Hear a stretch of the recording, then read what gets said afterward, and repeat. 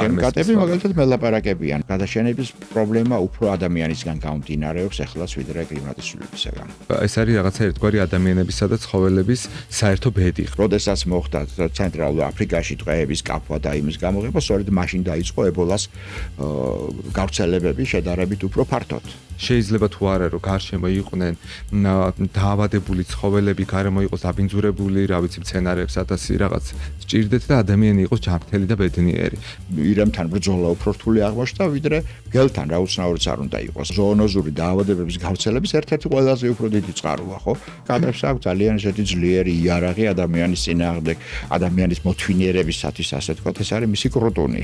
ერთი ხელი ვთქვათ, მალარია განადგურა, მეორე ხელი მიიღვა ჭაობები, რომლის შედეგადაც უკვე დაიწყო სხვა პრობლემები, მაგალითად იგივე პრობლემები ზღვასთან და მას სანაპიროსთან. აი ამ 6 დიდი გადაშენების შემთხვევაში თქვენი აზრით, აი ვინ შეძლებს რომ აი ეკოსისტემას თავში ჩაუდგეს, აი რა ვიცი ტერმიტები, იქნებ ხელოვნური ინტელექტი საერთოდაც ან რაღაცა მიწისქვეშა სოკოები